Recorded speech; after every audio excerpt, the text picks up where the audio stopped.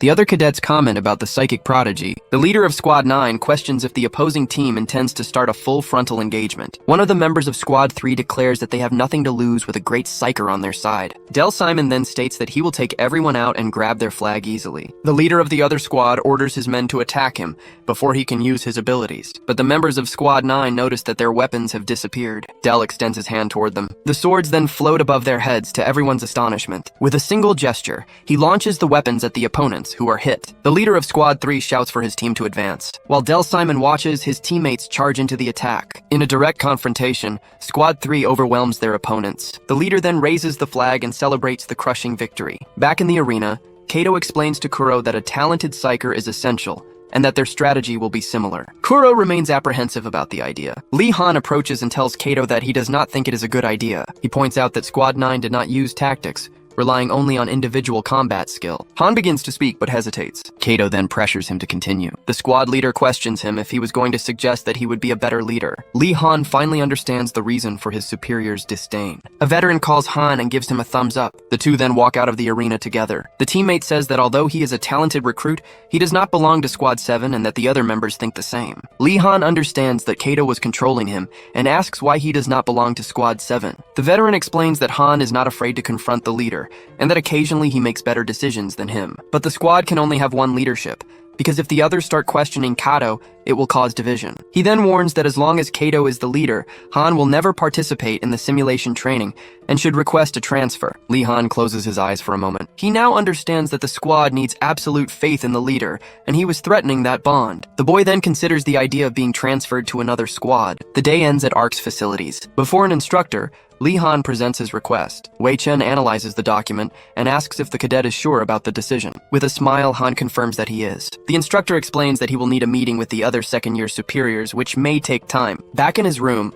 Han thinks that this will give him the time he needs. While waiting, he decides to focus on his personal training and analyze the competitions of the other squads. The door opens and Kuro enters the room, calling for him. Kuro asks about the conversation with the commander, but Han only wants to know if he is ready for the aerial combat tomorrow. He then reveals that he can now move 4 platforms simultaneously. Kuro confirms that he can move them with people on them. Impressed, Han says that this growth puts him at the top of all second-year students. He then encourages Kuro not to be nervous, because he will be cheering for him. The friend simply thanks him for the support. In the arena, the other cadets comment about the amazing recruit from Squad 7 and cannot wait to see him in action. From within the crowd, Han watches Kuro on the big screen. On the platform, Kato tells the team to advance, because they are counting on their supporter. Kuro then focuses for the start of the combat. The aerial combat battle between Squad 1 and Squad 7 begins. Aerial combat is crucial, since most dragons can fly, and the platforms are used together with other equipment. In competitions, each person controls 2 platforms to move or directly attack the opponent. But the most important position is the supporter, who controls multiple platforms to minimize the team's energy consumption. Han watches the screen, knowing that the position is perfect for Kuro, who can control 4 platforms at once. Kato orders Squad 7 to advance, confident that victory is certain if they follow the plan. He then commands the vanguard to take their positions. Squad 1 advances to attack. A member of Squad 7's vanguard advances, noticing that the opponent moved exactly as Kato predicted. 2 members of Squad 1 exchange a look and prepare themselves. They then separate and move to the sides. An opponent leaps toward one of the vanguard members. The Squad 7 cadet is hit and knocked off his platform. Meanwhile, Kato strikes one of the opponents with a blow. With a smile, he watches the opponent fall, satisfied that everything is going as planned. In the stands, the cadets comment that Squad 7 seems to know exactly where the enemy team would move. In a previous meeting, Kato explained that since Squad 1 did not have a strong supporter, Kuro would be crucial for the strategy. Han then instructed his friend to use his premonition to move the platforms according to the enemy team's actions. The veteran agreed, saying that they could knock everyone out if they focused on close combat. Watching the match, Lee Han concludes that for now Kato's plan is working. In the arena, the 2 veterans prepare to continue. Kuro concentrates to the maximum, knowing that one mistake could cost the team the victory. He then uses his ability to predict the movements of the battle. A member of Squad 1 attacks and knocks down one of Squad 7's cadets. The last 2 members of the enemy team realize that only they remain. Squad 7 positions themselves to face the 2 opponents, with Kuro in the rear. The enemies realize they cannot win if they do not eliminate the supporter. The leader of Squad 1 signals to his teammate, indicating that they will use Plan A. The other cadet understands the signal. He then advances at high speed. Kato prepares for what seems to be a simple frontal battle battle and warns that the enemy is coming. But the opponent uses his fallen teammate as a springboard to jump over the vanguard. He then flies between the two members of Squad 7. The other enemy grabs them from behind, and Kato shouts for his men to block him. The first attacker manages to pass and moves forward, leaving the others behind. Kato turns around and watches the opponent approach Kuro. A teammate shouts for him to stop chasing him, since the other enemy is determined to knock them down. From the stands, Han realizes that they should have protected Kuro so that he would not be separated from the squad. In a previous conversation, Kato instructed Kuro to keep platforms 4 and 8 always by his side. The opponent flies directly toward Kuro. The boy then remembers platforms 4 and 8. He summons both platforms and uses them to defend against the attack. The enemy prepares to attack again with his sword. Kuro appears exhausted after the effort. The other member of Squad 1 is finally defeated and falls. The remaining members of Squad 7 watch the fallen enemy. Kato then advances and asks what is happening in the rear. The last member of Squad 1 stands over Kuro's body. With a smile, he stares at the opposing team. The enemy flies through and knocks the last members of Squad 7 off their platforms. In the stands, the spectators comment that although his abilities were amazing, he lacked combat capability. Lee Han understands that Kato's plan relied solely on Kuro's psychic abilities. Fallen on the ground, Kuro tries to use his powers, but the opponent strikes the platform in front of him. The platform explodes and the enemy watches Kuro on the ground. Kuro remains down, panting. The opponent raises his weapon and laments the situation. The pressure on Kuro led him to make a mistake. The screen announces Squad 1's victory and the crowd cheers. Han then reflects that if it were him, he would not have left Kuro alone. 3 weeks later, Wei Chen calls Han to discuss the documents he submitted. The instructor informs him that his request to form a new squad has been approved. Han receives the unexpected news. Wei Chen explains that due to his high aptitude for leadership, the instructors decided to test his popularity and charisma. He then hands him the conditions, which require at least 4 members and allow recruiting only 1 person from each squad. With these rules, Han knows that the other leaders will do everything to stop him from taking their main members. But he clenches his fist, determined to form the squad if he can recruit the members. Wei Chen says goodbye, saying he is looking forward to seeing what he will do,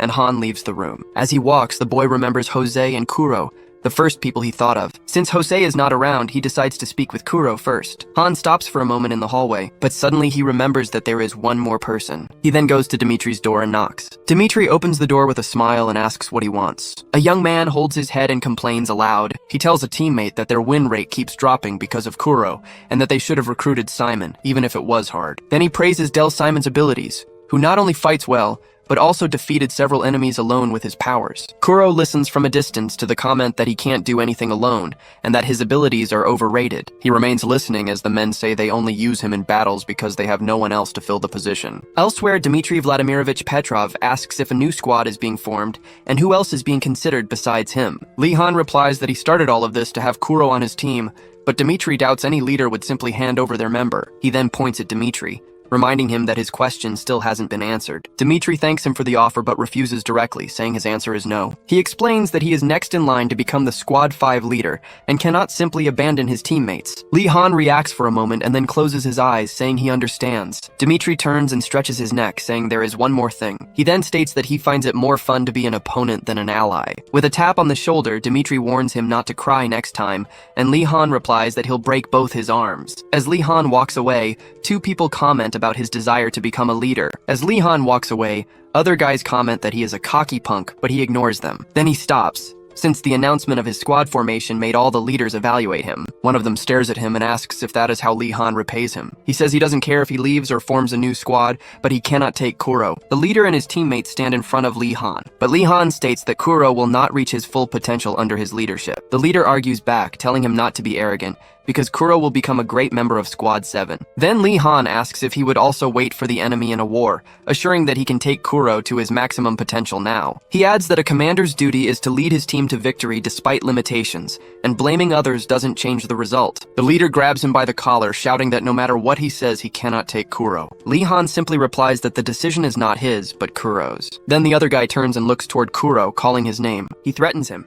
saying that if he decides to leave, he will kill him. Kuro reacts to the direct threat from his leader, but Lee Han provokes him, saying he is all talk and would keep talking even while they buried him. The leader punches Lee Han, who falls to the ground. As he recovers, the leader grumbles, and Lee Han wipes the corner of his mouth, saying he'll let it go because he doesn't want to be called in because of that. Lee Han then turns and begins to walk away while the other watches him. He stops next to Kuro and says he will be waiting for him. One of the guys comments that no one would betray their squad to join a leader who hasn't even proven himself, and another adds that he might not even be able to form the team. Kuro remains silent with a worried expression. Lee Han walks down a hallway, thinking that he has already reached out to everyone he had in mind. He wonders what else he can do, because at this rate he might really fail. Distracted, he bumps into a person wearing a skull mask and apologizes. The person walks away quickly, and Lee-han is surprised by their speed. He then wonders if it is allowed to wear the uniform that way. Suddenly, his wrist device starts beeping. He reads the message summoning all squad leaders to the secondary infirmary. Outside the building, several squad leaders are lined up in 2 rows. Sasha Grace announces that 6 cadets have leveled up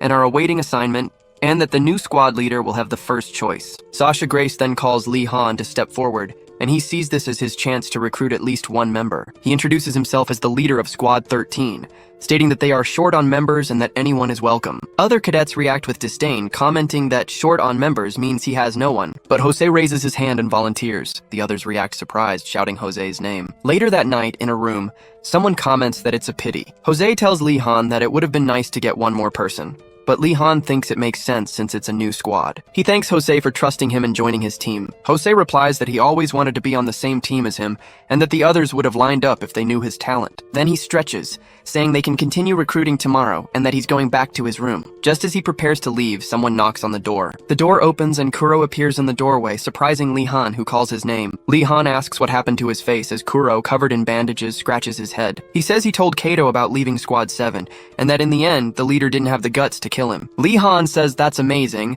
and asks if he is the same Kuro he knew, but he replies it was nothing. Jose celebrates that the island team is together again, and that with the 3 of them, no one will be able to stop them. Then a 4th person approaches, saying they look like they are having fun and asking if there is room for 1 more. He addresses Lee-han, stating that everyone considers him a traitor, which is why Squad 13 will be the most interesting. Jose reminds Lee-han that the newcomer was in Class B, and Lee-han agrees that they need him in the squad. The boy named Knuthmeyer makes a hand gesture. He says he is looking forward to working with Squad 13, and asks if that means they can officially form the new squad. Lee-han confirms, but warns that now they are enemies of everyone, and can be disbanded if they fail, which would bring consequences. Kuro and Knuthmeyer declare that they already expected that. The new Squad 13 gathers, aware of the immense weight on their shoulders. With a determined look, Lee-han says goodbye, saying he'll see them tomorrow. A man welcomes Squad 13. He introduces himself as Grossman, the head instructor of the second-year students. Grossman then identifies the squad leader, Lee-han, and the members Jose Batista and Knuthmeyer. He turns to Kuro and asks what happened to his face. Kuro replies that he fell down the stairs. With a smile, Grossman simply tells him to be careful. He then informs them that starting that day, the squad will have a 3-week period before entering the matches. After that,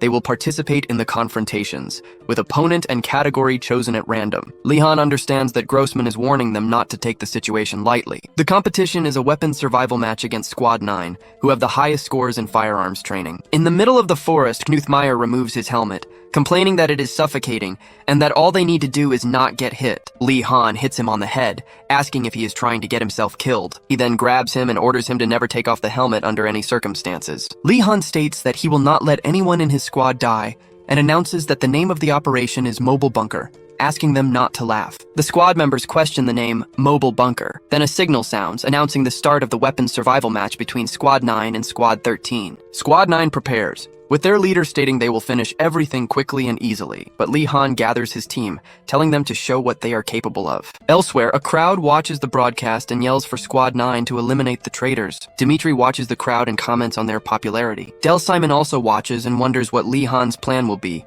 since a direct firefight is a shot in the dark. In the forest, Squad 9 advances and notices there is no sign of the opponents, who seem to be waiting at the starting line. A member decides to approach them, but realizes they are faster than he expected. Knuthmeyer touches his device and reports that Squad 9 is at 660 feet, and that he is on his way. The overview of the battlefield shows the positions of both teams. A member of Squad 9 hides behind a tree, realizing they are already coming in his direction. Jose and Kuro catch their breath, with Jose commenting that Squad 9 gives them no time to breathe. They manage to prepare everything but need time to recover their strength. Lee-han watches from a distance, saying that Knuth probably already knows that, and should be doing something else instead of joining them. A gunshot echoes through the forest. Then Knuthmeyer is shot in the leg while running. He reacts to the wound but keeps moving. He points in a direction and shouts, drawing the enemy squad while dragging himself. Then he turns to face his pursuers. He fires his weapon repeatedly, determined to take at least one of them with him. But the members of Squad 9 dodge the shots, saying no one would get hit by that. Knuth falls to the ground after the recoil of his shots. He is hit by more shots while lying on the ground. Even wounded, he gets up and decides that it is was wiser to buy time for his team. Squad 9 questions why there is only one of them, and why they would need a lookout for a group of 4. One of the members volunteers to go ahead, asking his teammates for cover. The remaining 3 members of the squad prepare to provide cover. Far away, Lee Han warns that it is time to move, as Knuth has bought them enough time. Jose assumes he must be wounded, and Lee Han concludes that he decided it was better to buy time than join them immediately. Jose explains that thanks to Knuth, they recovered a lot of strength since they used their powers to knock down a tree. They combined their abilities to cut the trunk. Lee Han declares that now it is their turn to show what they can do, with the tree trunk floating in front of them. The crowd watches Squad 13 moving with the fallen tree and wonders if they are using it as a shield. Dimitri and Del Simon observe, and Dimitri comments that the strategy was only possible because of Kuro. Meanwhile, Knuth keeps shooting to buy time. His weapon runs out of ammunition, and a Squad 9 member surprises him. The enemy soldier asks if he is alone and says the tactic was pathetic. Dimitri comments that one member of Squad 13 has been eliminated, and questions if they can win with just the tree shield. But Del Simon states there is a critical disadvantage in that tactic,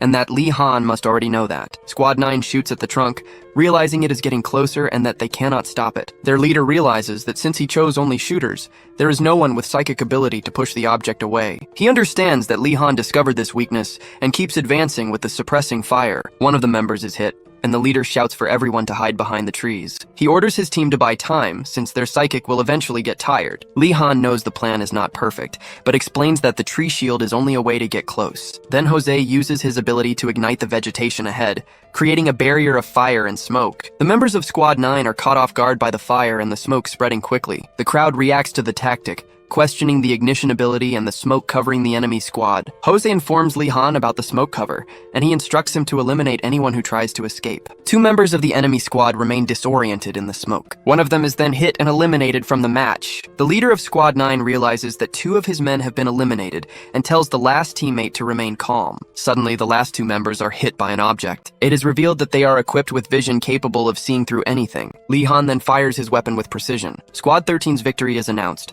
and the crowd celebrates, impressed with Lee Han's aim and Kuro's strategy. Dimitri celebrates the victory, while Del Simon watches the result. On the battlefield, the members of Squad 13 celebrate the success of the mission. A man watches the crowd and the broadcast of the match. Grossman observes the scene, mentioning Lee Han's name. Squad 13 toasts in celebration. One of them comments that he can't believe they got a special meal for the victory. Lee Han says that all the work was worth it, and Jose reminds them that Knuth even got shot, but he says Jose has no idea what it's like. In the middle of the meal, someone suggests a toast. Jose then points at Lee Han, asking for a toast from the leader who led them to victory. He thanks everyone and says that although the tactic was risky, they won because each person played their role. The squad members listen attentively to their leader, but Kuro disagrees, stating that it wasn't risky, but rather a great plan. Lee Han explains that they were lucky because Squad 9's strength made them easier to predict, since it was obvious they would face the best shooters. Knuth praises Lee Han's ability to read the other team's tactics, saying he knew he wasn't wrong to choose him. Suddenly, Knuth doubles over in pain, and Jose asks if he shouldn't be resting. He insists it's nothing and that he can't miss a meal like that even if he dies. Laughter echoes from their room late into the night. In a dark room, Grossman is sitting at his desk. He reflects that he didn't imagine they would defeat Squad 9, which he himself had chosen, and decides he needs to contain them before they think they're special. Grossman analyzes the options on his screen, considering Squad 7 for the next match. He reflects that Squad 7 would do anything to defeat Squad 13, but wonders about the possibility of another victory for them. Then he decides that all he needs to do is make sure Squad 7 cannot lose. That night, Lee Han lies in his bed unable to sleep. He sits up and compares the situation to the worry of being expelled, but reassures himself by thinking that now he has the best members on his team. With determination, he states that they will win again, no matter who the opponent is. The next challenge is announced: Squad 1 versus Squad 13 in a mission to defeat the captain. Gathered with his team, the leader of Squad 1 asks if everyone remembers the strategy. He instructs them to be careful with Kuro and Jose, who are unmatched in their psychic abilities among the second-year students. The leader tells a teammate that those 2 will be marked to break their concentration, and the other agrees. He ties a headband, stating that although he doesn't know the ability of the other 2, it won't matter. A bulky team member declares that they will make their captain the strongest man in the arc. In the audience, Dimitri comments to Del Simon that they must have angered the instructor to face Squad 1 right after the previous battle. The mission rule is clear.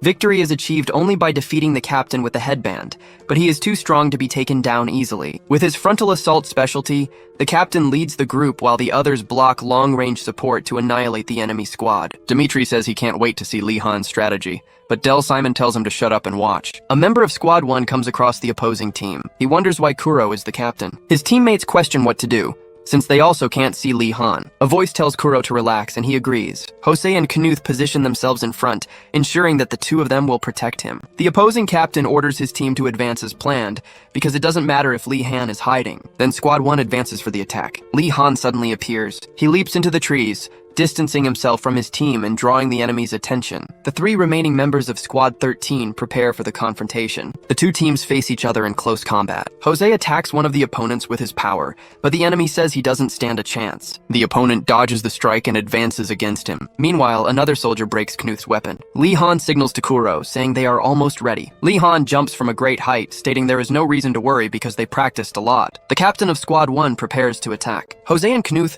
then throw themselves on top of the captain to immobilize him. Their leader orders his teammates to hold them, declaring the maneuver perfect. Lee Han flies toward Kuro as the enemy squad approaches. The two soldiers advance to attack Kuro with their weapons, declaring certain victory, but Kuro raises his arms using his ability. The soldier stops the attack, confused about where Kuro is looking. Then a strong impact hits the ground behind him. The two enemies turn toward the direction of the impact. Kuro takes advantage of the distraction to raise a cloud of dust around him. The enemy soldier questions what is happening as Kuro recovers from the effort. The captain is thrown violently against the ground, while Jose and Knuth catch their breath. Kuro kneels over the defeated captain, surrounded by the remaining members of Squad 1. Lee Han then appears holding the headband and states that they captured the captain. The match ends with the announcement of Squad 13's victory, leaving the audience in silence. Then the crowd begins questioning Lee Han's jump, which was higher than a 5-story building, and erupts in celebration. Dimitri comments that everyone was rooting for his death, but understands the reaction, since Lee Han has shown one spectacular strategy after another. They wonder who that incredible leader is,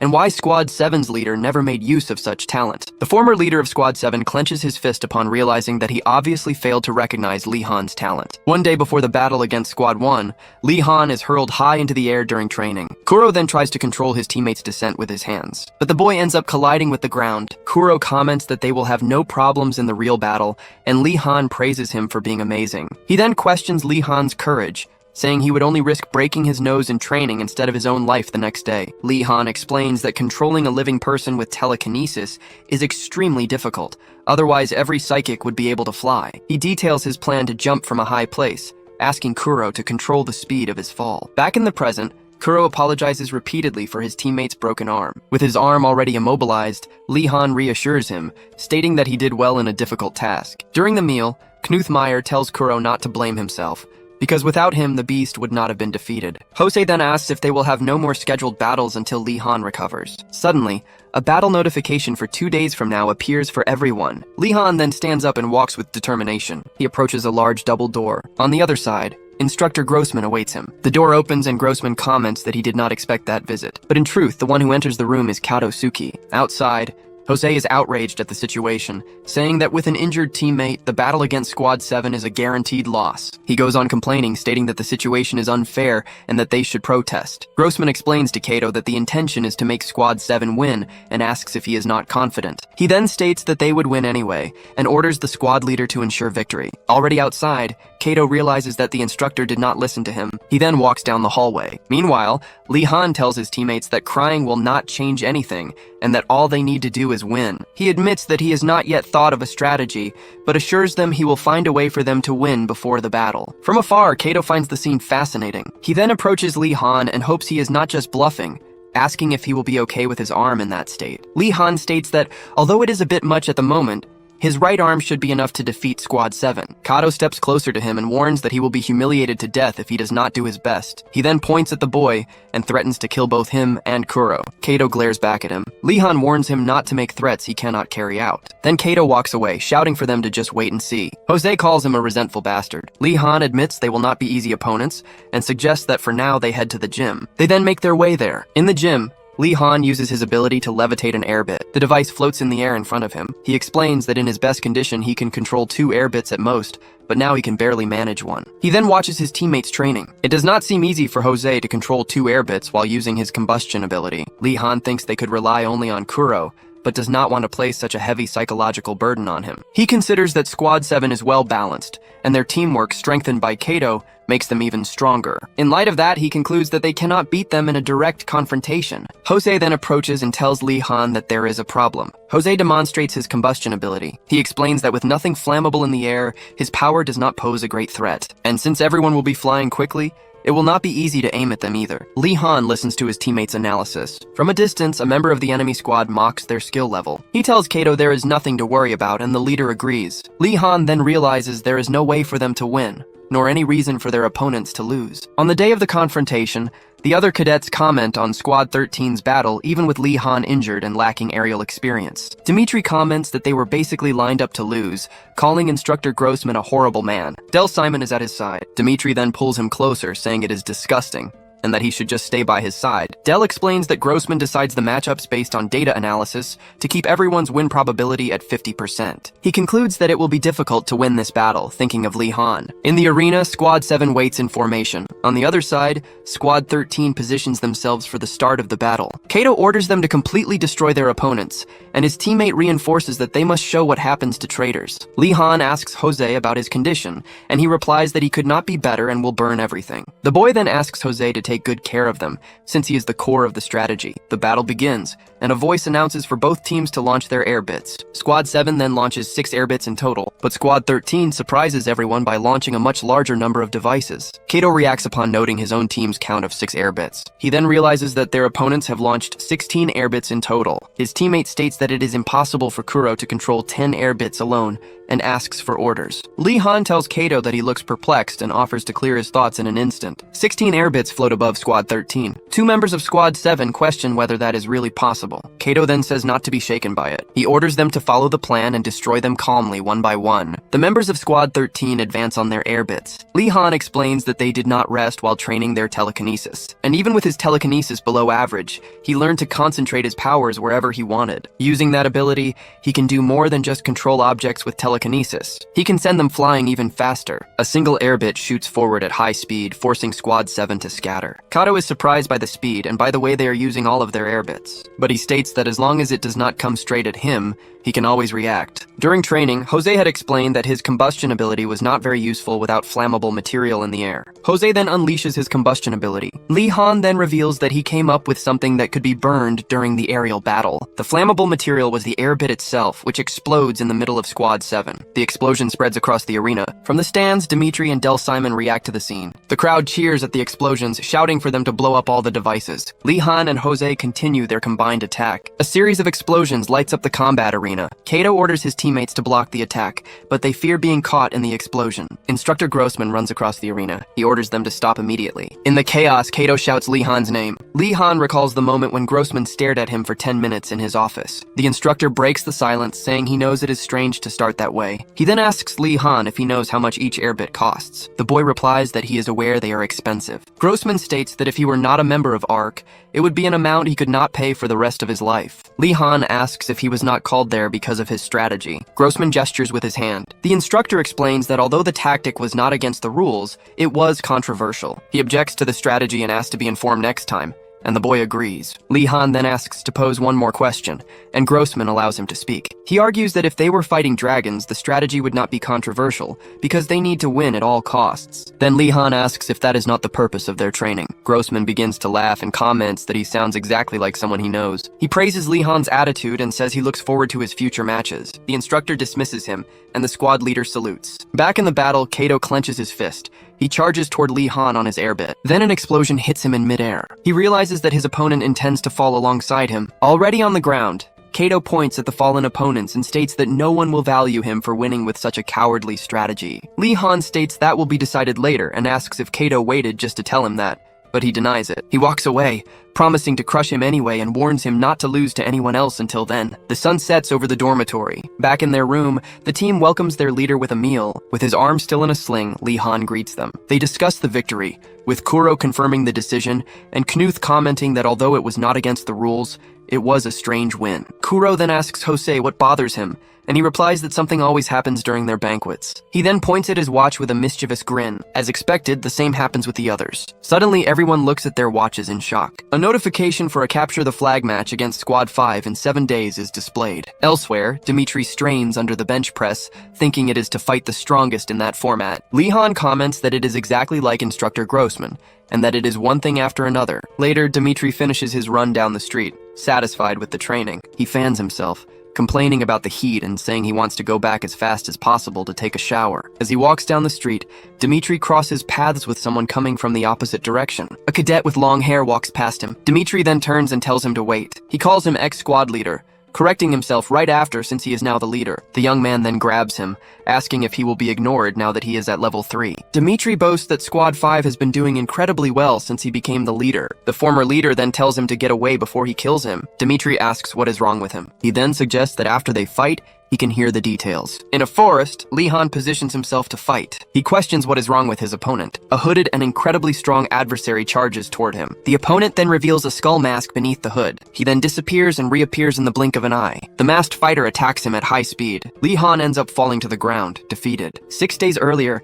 he reacts with surprise in Grossman's office, who asks if the information is true. The instructor confirms, but says he cannot reveal the details at the moment. A scene shows the former leader of Squad 5 standing over a man's body. Grossman explains that Dmitri was injured and will not be able to participate, but the match will proceed as scheduled. Lihan understands that without Dmitri, Squad 5 will be an easy win. The instructor then says he called him there for another reason and holds up some papers. He hands Lihan a transfer request for his squad. Grossman praises Lihan's ability to utilize his teammates, and the boy thinks he already expected something like that. The transfer requests are from several level 2 cadets who could compete immediately. Grossman suggests he think carefully, but Lihan accepts them immediately, stating they are not in a position to choose. Lihan welcomes the 4 new members of Squad 13. He then introduces them as Domingo, Kasim, and Andy. And lastly, Junggijo. He informs them that they will start preparing the next day, and that he will observe their abilities to assign roles, asking if anyone objects. Junggijo then calls out to squad leader Lihan. He asks Lihan to take good care of him,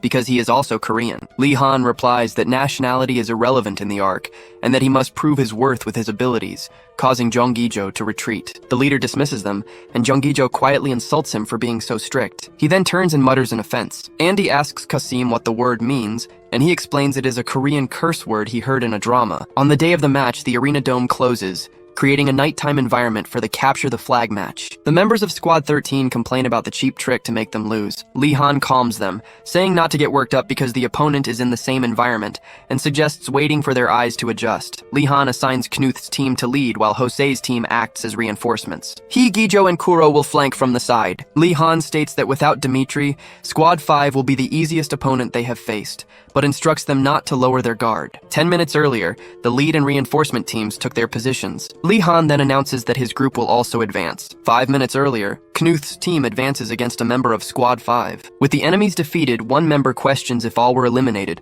but another points to the flag. Knuth Meyer points at a lone opponent near the flag. The hooded figure remains seated beside the objective. He then stands to face them, and the team questions if he merely watched while his teammates were defeated. The lone opponent charges and attacks several team members simultaneously. Suddenly, Lihan is grabbed from behind. Kuro shoves him out of the way, shouting for him to be careful. He then takes the hit in his place, being thrown far away. Lihan watches the scene. Lihan realizes the opponent possesses a teleportation ability. With no time to be surprised, he immediately moves to counterattack. But the masked opponent retreats with agility as Lihan strikes. Junggijo questions if they will even be able to get close enough to touch him. He then charges with a swing of his weapon. The opponent leaps over him, dodging the attack. Gijo expresses his frustration at the failed strike. The opponent hits him with a precise kick. With Junggijo defeated on the ground, the masked opponent turns to the next one. In the stands, cadets wonder who the masked fighter is, and one suggests the name Silence. The name Silence spreads through the crowd amid surprised whispers. Del Simon reacts upon hearing the name. He explains that after an incident, Silence lost his voice, but his battle abilities developed abnormally,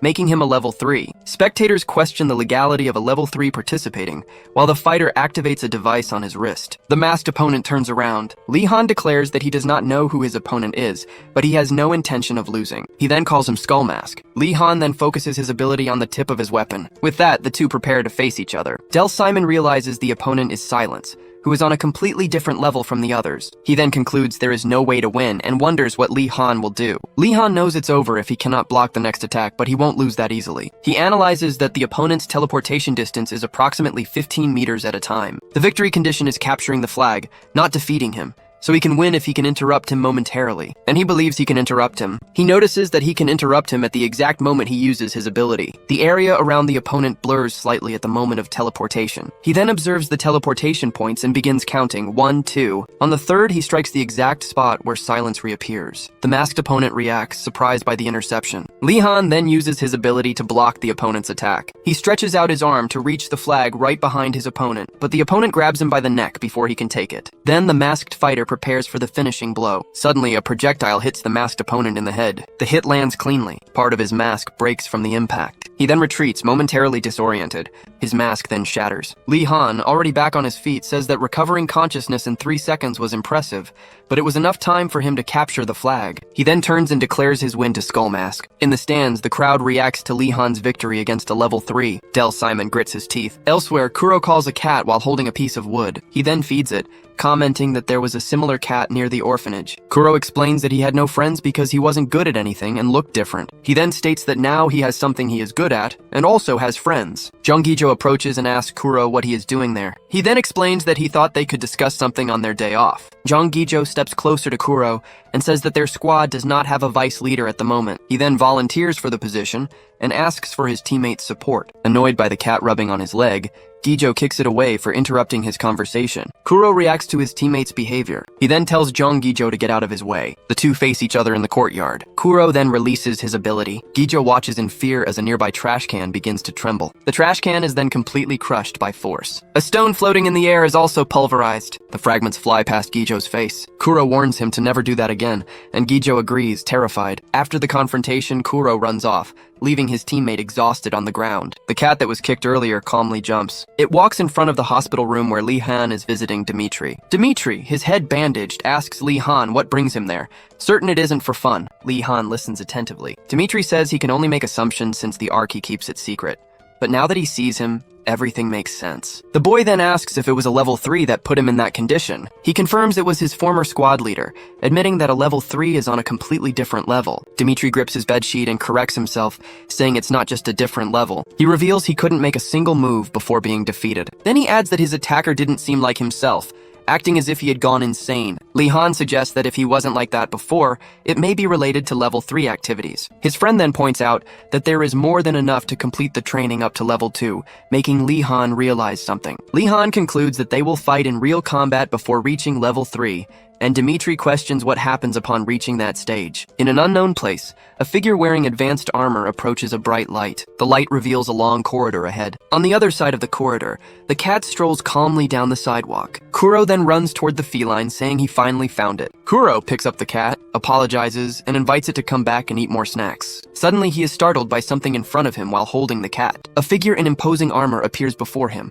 and Kuro asks who he is. Kuro asks who the mysterious figure is, but recognizes the voice. The armor helmet opens, revealing the person's identity. Sergeant Red greets Kuro, commenting that he changed so much he barely recognized him. He then mentions that the boy is far from his quarters in the Ark Development Center. Red grabs 2 cans from a vending machine and offers one to Kuro, telling him to wait for a car. Kuro accepts the drink and asks if the sergeant isn't angry. The man then asks why he would ask that. Red explains that there's no problem with him discovering the Psycho Frame, since level 2s cannot leave Ark. Kuro then understands that they are considered assets and cannot leave until they become unable to fight. The sergeant confirms the information. He then states that people who get angry for no reason are just lunatics, making Kuro flinch. Suddenly an older man appears behind Kuro. The newcomer asks Red how the test went, and he answers that the response rate to psychic abilities was great. The man suggests lowering the amount of dragon material in the system to make control easier. Red then comments that, unlike the first generation, the new ones can manifest their abilities as easily as breathing. The man introduces himself as Charlie Smith, the chief of Team 1. Red introduces him as the legend who designed the Psycho Frame, and Kuro introduces himself formally. Charlie explains that the first generation Psycho Frame was rustic, but the second generation will be the best equipment. Red comments that the suit was designed for them since he can barely maneuver it, making Kuro realize he will have to use it. He then imagines the suit being used to face hordes of monstrous creatures. The thought of having to wear that suit and enter real battles terrifies him. As a car approaches, Red bids farewell to Kuro. The sergeant then asks what will happen to the mainframe he tested earlier. Charlie replies that it will have to be dismantled and recycled due to the rarity of the dragon material, but Red suggests leaving it for now, since you never know if someone might be able to use that suit. Daily routine at Ark begins at 5 in the morning.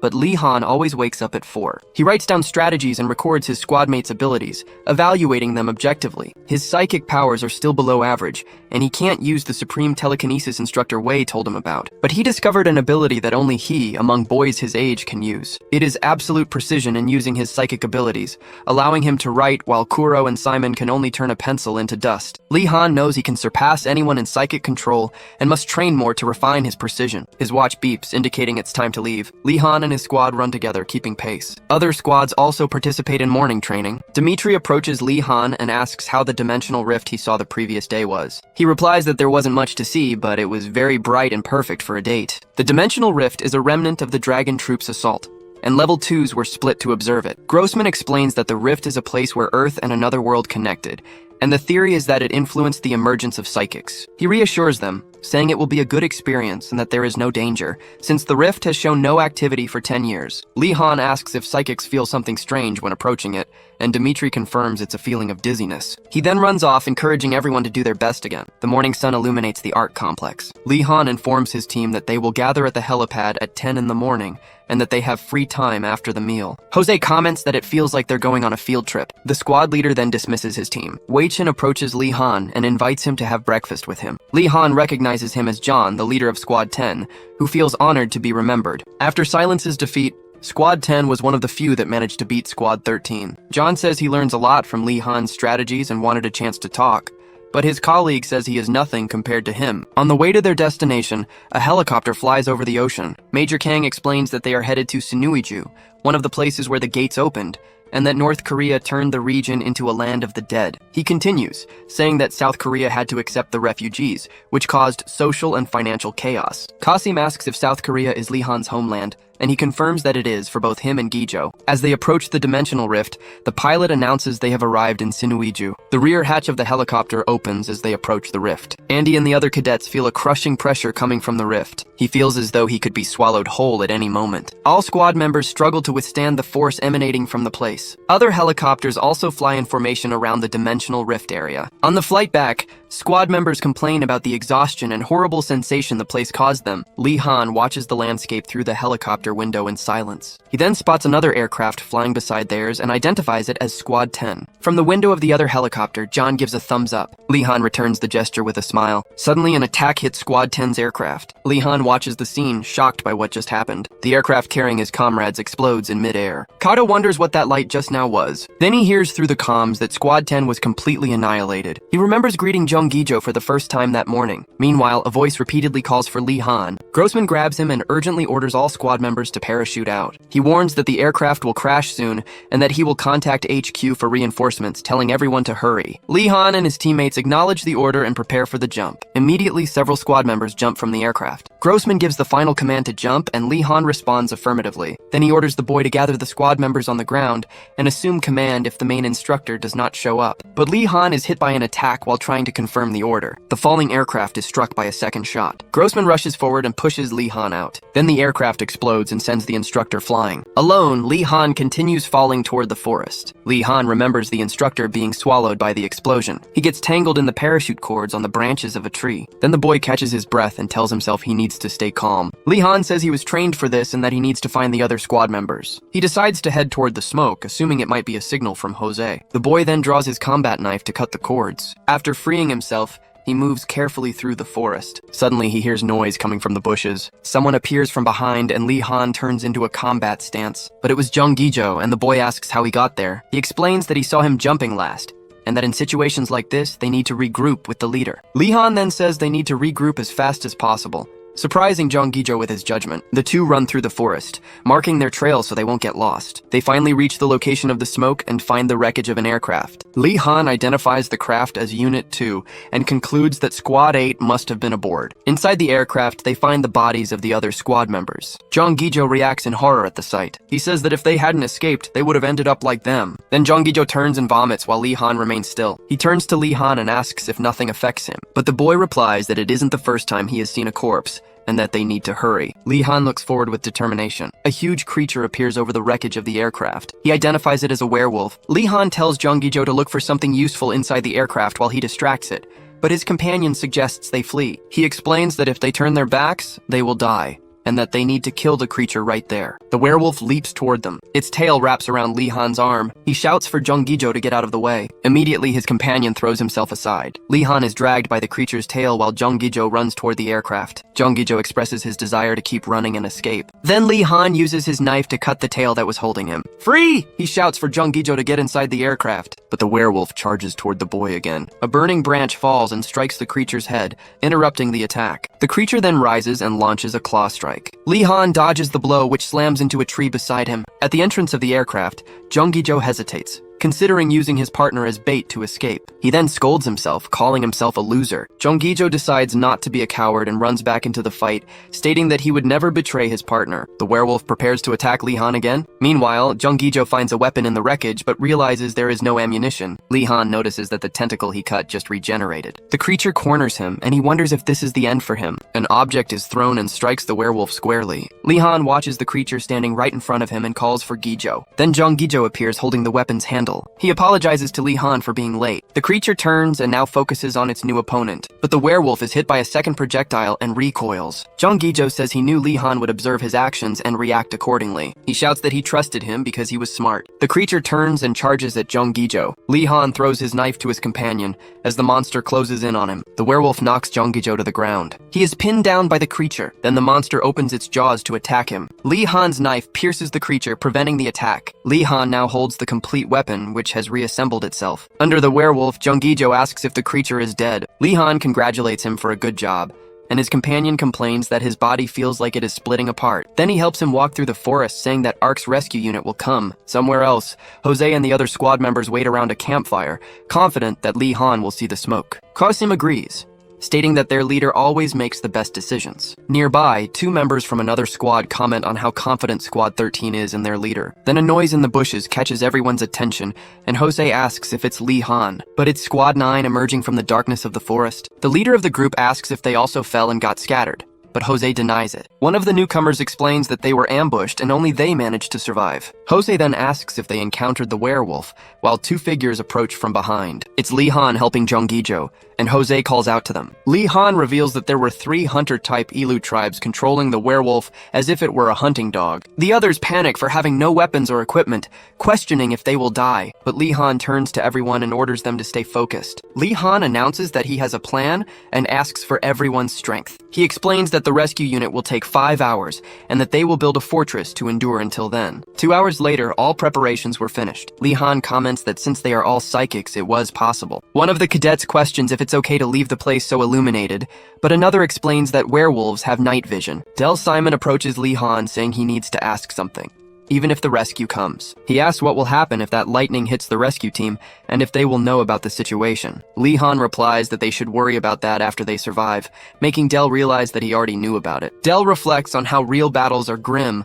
compared to the competitions he had with his classmates. Then a threatening presence emerges from the dark forest. All the cadets immediately take combat positions. A voice shouts Kuro's name, who activates his ability. A force field expands and covers the entire fortress. The other cadets are surprised by the intensity of Kuro's ability. One of the lookouts alerts that a beast is approaching from the 6 o'clock direction. Lee Han orders the dart launching unit to get ready to focus fire on the target and advances with Knuth. He instructs everyone to throw the spears with psychic energy as if they were pushing them. The unit then launches their projectiles simultaneously. The spears strike the creature directly. Lee Han and Del Simon shout the command for the next attack. The two advance and strike the monster with their spears, but Del is hit by one of the creature's tentacles. He is thrown far away and Lee Han shouts his name. On the ground, Del tells them not to worry about him. The monster recovers from the attacks while the archer unit prepares. Immediately, a rain of arrows hits the creature. Lee Han runs and asks Kuro for the next location. Kuro informs that 2 beasts are approaching from the 12 o'clock direction. Lee Han orders Jose to ignite the barricades. The 2 creatures retreat in front of the wall of flames. Lee Han orders them to attack the first beast that crossed the fire. Then the creature leaps over the flames towards them and the boy gives the attack command. Immediately, the monster is hit by several spears mid-air. The creature falls into the fire and roars. Lee Han turns to the last creature remaining remaining. The launcher unit attacks again, hitting the monster, but it shields itself with its back,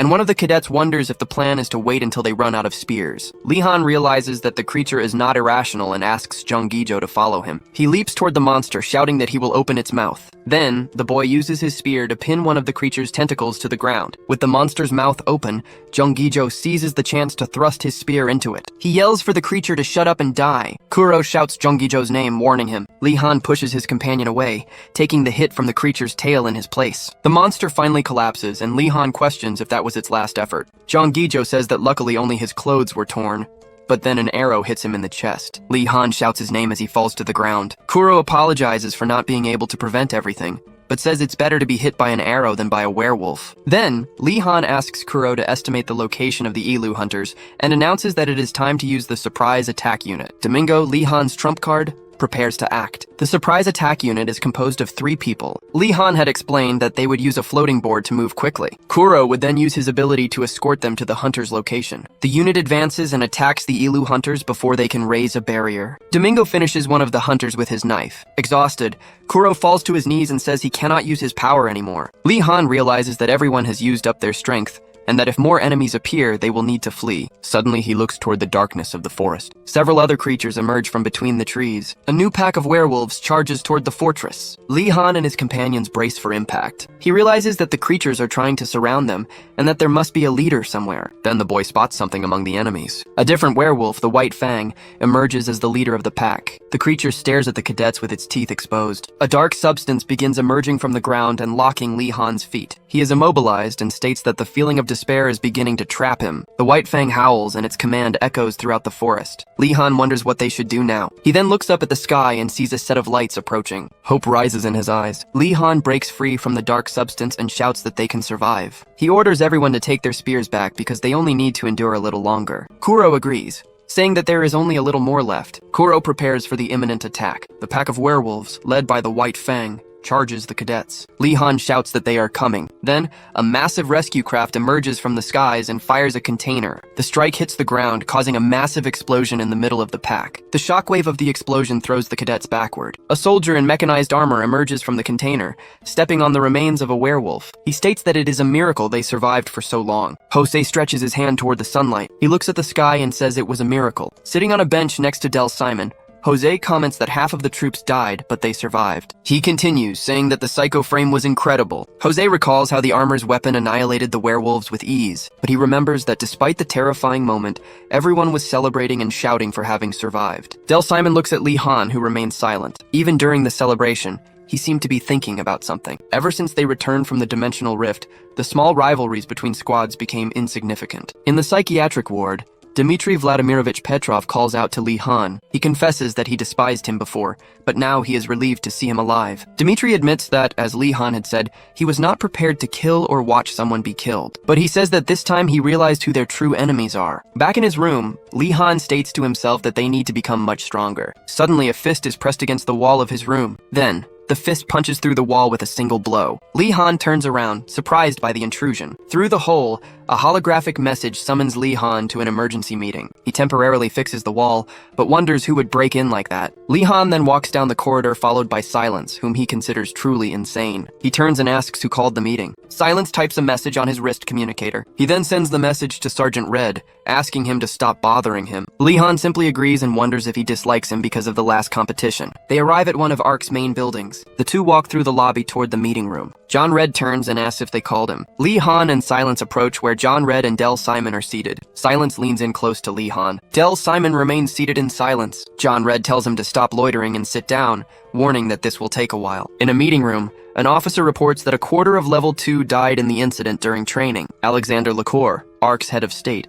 states that they must interrogate the commander responsible to reveal the truth. He informs them that the Supreme Council's final decision was to blame Chief Instructor Grossman for everything. John Red and the other officers in the room prepare to discuss the incident. The officer explains that based on the recordings, the attack appears to have been organized by Elu mages, not just low-ranking werewolves and hunters. An officer comments that it is the first time the Elu mages have appeared since the war, and that they are also capable of opening portals. He continues, saying that the war may happen sooner than the prophecy predicted. Another officer then asks if they should not awaken the oracle. John Red informs them that the only letter remaining for the team code is W, and gives them the choice between white or whiskey. Del, Simon, Lee Han, and Silence sit together, waiting for the decision. Lee Han and Del are surprised to learn they will form a temporary squad for special operations. Silence types on his communicator and chooses the option white. Del, Simon, and Lee Han agree and also choose the same option. John Red then announces that the squad's codename will be Whiskey. He leans back comfortably on the sofa and prepares to explain the mission objectives. Meanwhile, LaCour reflects that although it would be good to have the Oracle now,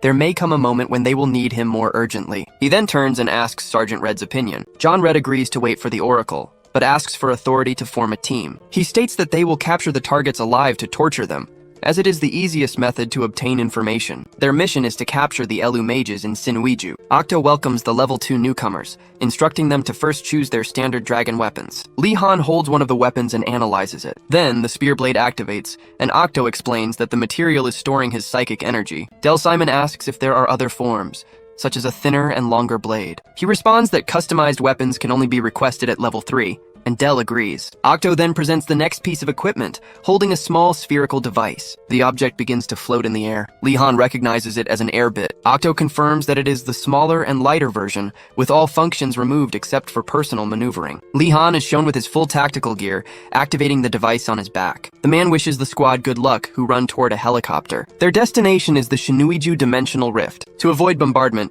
they will walk from that area to the operation zone. Del Simon informs them that the name of the operation is Mage Hunt. He concludes by saying that the goal is to capture the target alive and return as they advance through the terrain. Lee Han defines the search line order as Silence, himself, and Simon, respectively. John Red questions him about the reason for his inclusion in that operation. In a flashback, Lee Han says that there are much stronger level 3 members, and John agrees, if he were only looking at overall combat ability. But he explains that from a strategic perspective, the group led by Lee Han managed to survive without equipment while fighting the minions. John Red continues, saying that this is not his only strength, since most who return from the dimensional rift suffer from psychological trauma. He states that when placed in an irrational environment like a battlefield, humans are bound to break at some point. John concludes that from that perspective, Lee Han is a monster, and that at one point he thought he was a psychopath. Back in the present, Del Simon reflects that the only thing Lee Han lacks is real-life experience. It is for this experience that Sergeant Red selected Simon and him. A memory shows a crowd celebrating Lee Han's victory against a level 3 opponent. Del Simon was in the middle of the group, celebrating the feat. In the present, he observes Silence and Lee Han,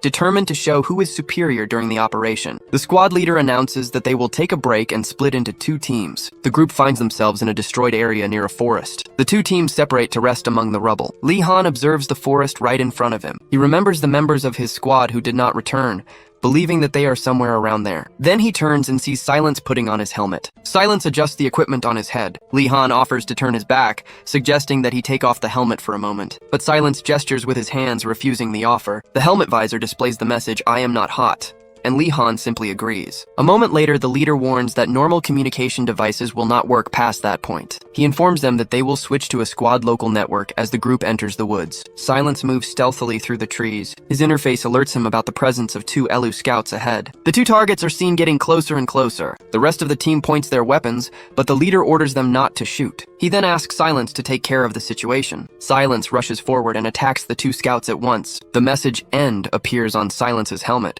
and Lee Han comments that his ability is a cheating tool made for assassination. In a fast simulation, Silence positions himself crouched in the forest near one of the scouts. Back to reality, he observes the 2 targets moving through the trees. Then he prepares to attack the scouts, but a voice asks Silence to wait. Lee Han suggests that it would be better to follow them instead of killing them, and Del Simon questions the reason. He explains that because they are walking toward the rift with their guard down, they are probably returning from a reconnaissance mission. John Red praises Lee Han's logic and orders Silence to follow them at a distance. Del Simon becomes frustrated, as he had only thought of killing them, and promises himself that he will still defeat Lee Han. Silence then begins running through the forest. His camera records the 2 scouts as they move away. The group follows them to a place where several figures are gathered in front of the dimensional rift. There they spot the Elu mage, the target of the mission. The team leader points to the gem on the mage's staff. He then explains that it is a psychic crystal, which they learned about during training. Lee Han and Del Simon react upon realizing what a psychic crystal is. The leader explains that the crystal stores a massive amount of energy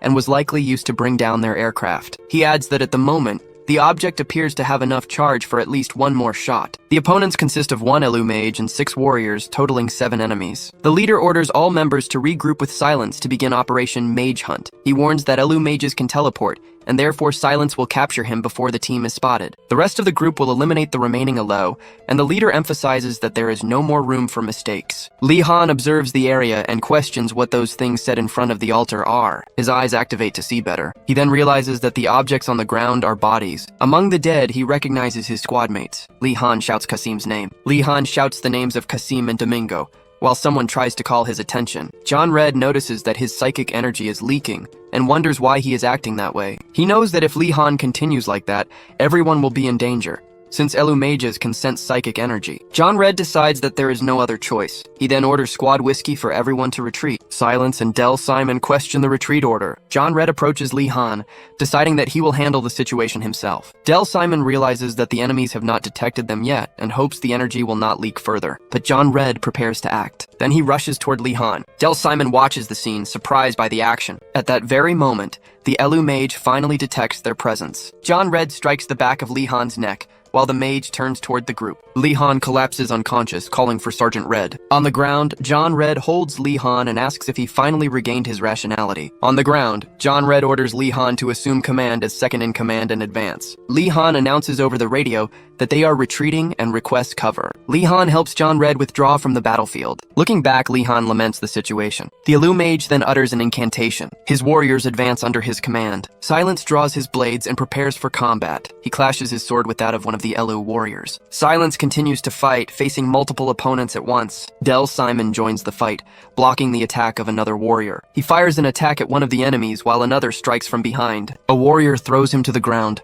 and Del realizes it is too late to react. The enemy corners him, ready to deliver the final blow. The warrior raises his axe and questions if that is the end. But at the last moment, a figure appears and blocks the attack that would have been fatal. Del Simon looks at the wound on his chest. He sees Silence standing over a defeated enemy, and wonders how Lee Han managed to beat him. The Elu mage shouts a command to his troops. The remaining warriors then retreat toward the dimensional rift. Del Simon asks if they gave up chasing them. As the group approaches, Lee Han takes responsibility for the error in strategy. Silence then punches Lee Han in the face. He knocks him to the ground with the impact of the blow. Next, Del Simon touches Silence's shoulder and says, "That is enough." John Red, wounded, states that it is now impossible to follow the plan, as the enemies will strengthen their vigilance. Lee Han stands up and insists that they must continue with the strategy. Silence grabs Lee Han's head. He strikes him again in the face. Del Simon yells at Silence, pointing his weapon at him. He warns him that Lee Han is the commander, and that he will not stand still if the aggression continues. Silence remains motionless while Del Simon grabs him by the shoulder. He then brushes Del's hand away and folds his arms. Del Simon turns to Lee Han. He reminds him that the current situation is his fault,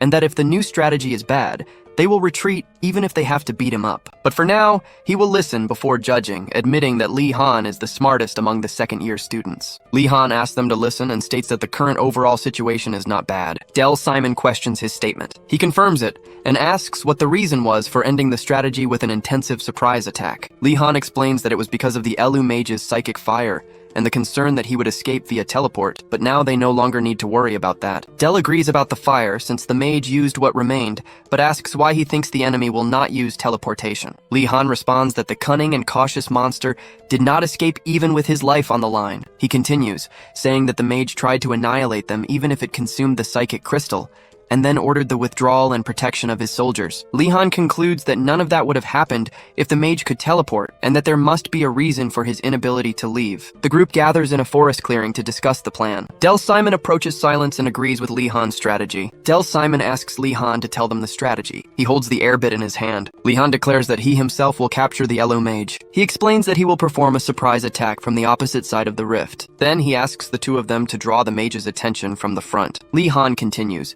saying that it will be difficult for the enemy to detect him while passing through the rift's energy, and his vision will be impaired. Del Simon listens, and Lee Han says that the same applies to him, in addition to it being hard to secure a clear line of sight. He asks if Del can control the air bit while enduring the intense pressure of the rift. Lee Han warns him that a single mistake will result in death, but states that he has confidence in his psychic control. He says he did not volunteer to have his error covered. Lee Han concludes by explaining that he did so because his probability of success is the highest. Silence observes Lee Han, concluding that he is like a machine, a cold bastard who probably saw his squad mates in the pile of corpses. Del Simon counters that if he felt nothing upon seeing that, he could not even be considered human. Even with everything going wrong because of his mistake, Lee Han was able to observe the enemy and plan the next course of action. Upon reaching his position, Lee Han considers himself lucky for making it in time, understanding why Squad 13 trusts him completely. He then launches several reconnaissance drones through the dimensional rift. Lee Han walks toward the edge, knowing that a single mistake means imminent death. He activates the air bit in his hand. The 15-minute timer on his wrist reaches 0. Lee Han prepares for the attack. The plan begins, and Silence and Del Simon advance toward the battlefield. Lee Han launches himself into the rift,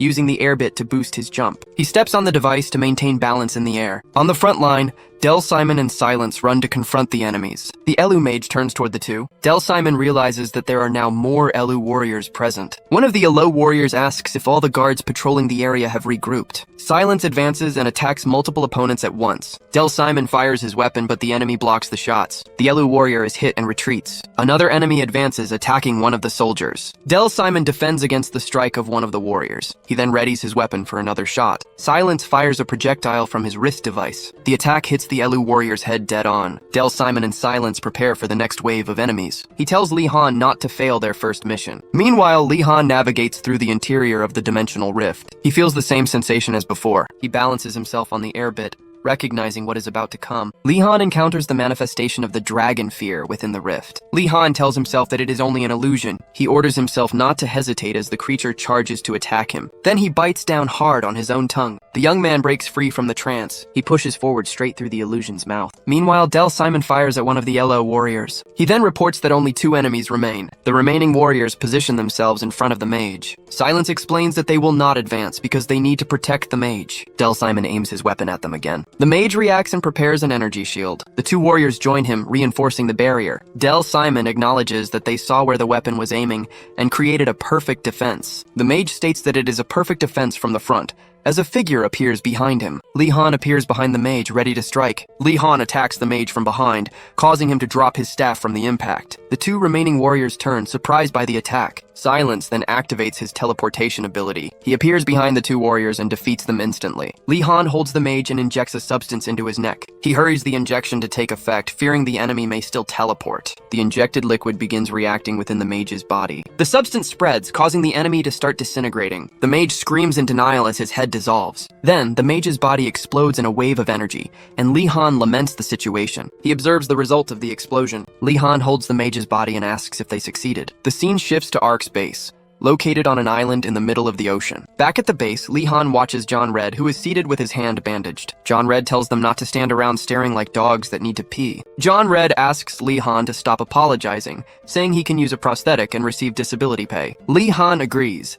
and John states that it was the correct decision to proceed with the plan. He says he finished the report and needs the details of the captured mage, and Lee Han asks if beings from another world can be interrogated. John Red explains that in Ark there is a person with telepathy, the only one in the world. Then Silence appears at the doorway. John invites him in, saying they have finished talking. Silence approaches and asks through his device if he is feeling well. John Red jokes that he was thinking of going on a diet, but now he doesn't need to anymore since his body is lighter. Lee Han reacts upon noticing that Silence is laughing. The 2 continue laughing together. He observes the scene, finding it hard to believe that Sergeant Red is one of the few people capable of talking with Silence. John then dismisses them, calling them old man and fake ninja. He says he will reminisce about his lost leg and drown in deep thoughts. Once outside, Silence sends a message apologizing for hitting him, saying he would have done the same. Lee Han replies that he deserved it for putting everyone in danger, but Silence concludes that he overcame the situation and now understands Sergeant Red's high expectations. As they walk, Lee Han comments that he does not think Sergeant Red can distinguish what he likes from what he dislikes. He adds that regardless, the sergeant still intimidates them. Upon reaching a fork, Lee Han says goodbye to Silence. The 2 wave at each other in farewell. Lee Han starts walking away,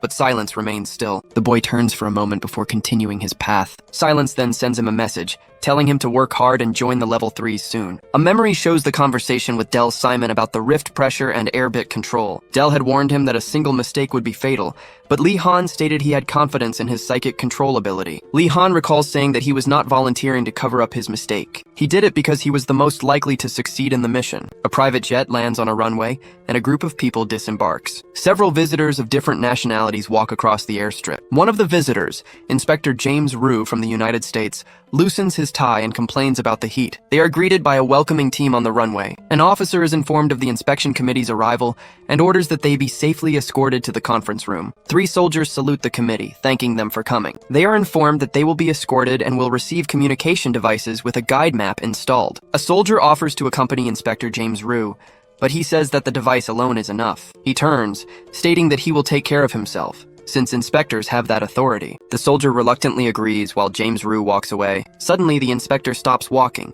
which surprises the soldier. He turns with a smile and asks where the bastard named Lee Han is. James Rue finds Squad 13 and offers them a handful of candies. He says he is giving them treats because they are like nephews to him. Lee Han informs him that they need to continue training, and the inspector agrees not to interrupt them further. Lee Han orders everyone to gear up and head to the shooting range, while Inspector James Rue identifies him. James Rue recalls that based on level 1 data, he was nothing special, but became famous for his achievements. He then waits outside the shooting range. The man stretches against the fence. James complains that there have been no competitions since the Rift incident, and that while others rest, that squad trains relentlessly. He keeps observing the training through the fence. Then the squad exits the area, and the inspector wonders if they are done. The leader announces that everyone is heading to the weapons facility. James Rue watches them leave, commenting that they are really persistent bastards. The scene shifts to the training gym. Lee Han approaches Kuro and says that today he will train with him. Kuro reacts to the news. Lee Han instructs him to take position for combat. Kuro wonders why Lee Han wants to fight him. He realizes that this does not seem like normal training. Lee Han explains that in the dimensional rift, he learned something extremely important. He states that it is impossible to fight using only psychic abilities,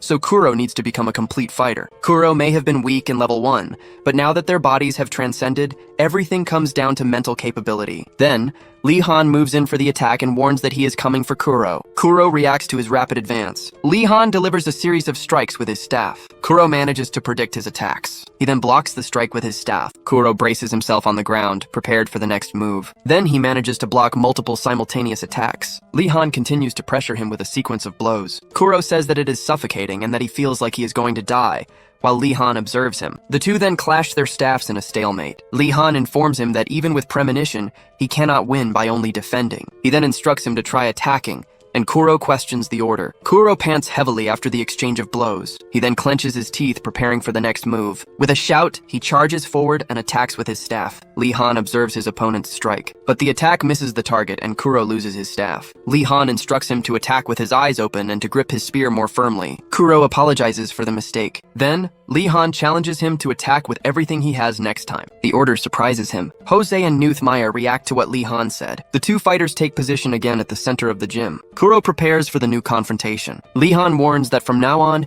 he will attack with everything he has, and that Kuro must do the same. The other members comment that if they judged by weapon handling alone, Lee Han would win, but with psychic abilities, the result is uncertain. Lee Han asks what the problem is, and whether he is worried about getting hurt, irritating Kuro. Kuro admits that he honestly does not know why Lee Han is acting that way and apologizes, but he states that he is sure there is a reason, simply because it is him. Then, Kuro declares that he will do exactly what was asked. Multiple spears then fly around him, because he believes in Lee Han. Wei Chen asks Lee Han what brings him there today. He offers him oolong tea and invites him to try it. Lee Han tastes the drink and thanks him, saying that it is delicious. Wei Chen finds his reaction cute, and comments that it is nice when they can act like people their age. Lee Han then explains that he actually came because he is worried about Kuro. Wei Chen repeats his name, surprised by the reason for the visit. The boy reveals his concern, saying that Kuro hesitates to attack and that this could kill him someday. Wei Chen explains that humans adjust their psychological distance based on the weapons they receive, and Lee Han questions the term. He clarifies that it is the resistance to harming others, which is difficult even for soldiers in close combat, but they can easily kill civilians with a remote detonator. Lee Han states that it is too brutal for Kuro to kill under command, and that he seems to need an opportunity. Wei Chen suggests that it should be like on the deserted island, when he acted because he had complete faith in Lee Han. Back in the gym, Kuro is surrounded by dozens of floating spears. Lee Han opens his jacket, understanding what psychological distance is. Jose and Knut Meyer observe the scene. commenting that Kuro has no middle ground and wondering if they should stop them. James Rue watches the fight from afar and wonders if that is the power of a rank A. Lee Han admits that Kuro's ability is incredible, but also very characteristic of him. Knuth Meyer comments that Kuro can predict Lee Han's movements, and Jose adds that it will be impossible to approach without being hit. Kuro launches one of his spears in Lee Han's direction. Lee Han manages to dodge the attack. He realizes that even when launched with telekinesis, the spear has the same level of power as when he throws it directly. Jose questions whether Lee Han will have to parry the attacks instead of dodging, and Knuth Meyer responds that it is not something just anyone can do. Lee Han provokes him, asking if he is trying to belittle him for launching only one spear, and asks if he will be able to launch them all by the end of the day. Kuro reacts to his provocation. Lee Han reminds him that eventually he will have to attack him with the spear in his hand. Then he advances to attack Kuro directly, but the attack is intercepted by one of the floating spears. Lee Han warns him that there are not many floating weapons left. With a shout, Kuro prepares for the final attack. He jumps into the air and launches all of his remaining spears at once. Lee Han uses his jacket as a shield. He manages to block all the spears at once. The impact of the attacks throws him backward. Knuth Meyer and Jose are surprised to see that he used telekinesis on his jacket, and Lee Han shouts for Kuro to extend his spear. The two approach one another rapidly. Lee Han breaks Kuro's staff with his bare hands. He then stands face to face with his opponent. Lee Han flicks Kuro's forehead. He praises him for keeping his eyes open during the attack. Then he squeezes Kuro's hand firmly. Jose and Knuth Meyer call him a bloodless, tearless battle machine, while Lee Han says that Kuro is too soft. He asks why Kuro aimed at his body when throwing the weapons, saying it would have been harder to avoid if he had aimed randomly. Kuro replies that he could not risk hitting his head by mistake, and Lee Han simply laments his response. James Rue observes the scene, concluding that Lee Han is far beyond the rumors, and that he can tell him what Ark is not telling them. He then approaches the group and asks for a moment of their time. James Rue approaches and calls out to Lee Han. The boy asks if he is referring to what happened in the dimensional rift. Lee Han states that he has already sent everything he knows in his report, but James Rue insists on hearing about his actions directly. The inspector invites him to sit and tells him to get ready. He then reveals that he has a special ability enhanced through infinite concordance. The name of the ability is super reaction, which is not psychic in nature. He explains that if he agrees with a person at a crucial moment, they will feel good. This can cause the person to reveal information they did not intend to, and he demonstrates an exaggerated reaction of agreement. James Rue gets close to Lee Han, asking enthusiastically what happened next. The boy becomes confused and asks what he means by what happened next. The inspector realizes that was all the information in the report, and asks if there is nothing more to the story. Lee Han confirms that all other details are in the report, leaving James Rue frustrated with his cunning. He then says goodbye, saying he will go train a bit more, and walks away. Lee Han reflects that he received orders to keep his mouth shut about squad whiskey, and that Inspector Rue will get nothing out of him. As the boy walks away, James Rue takes out his phone and makes a call. On the phone, James Rue asks them to check if Lee Han has been at Ark since the Dimensional Rift incident. Meanwhile, Lee Han and his squad are in their morning training. Other squad members run right behind him. The whole group exercises together on the track. They keep the running pace in sync. Dimitri runs with great intensity. He approaches Lee Han to greet him,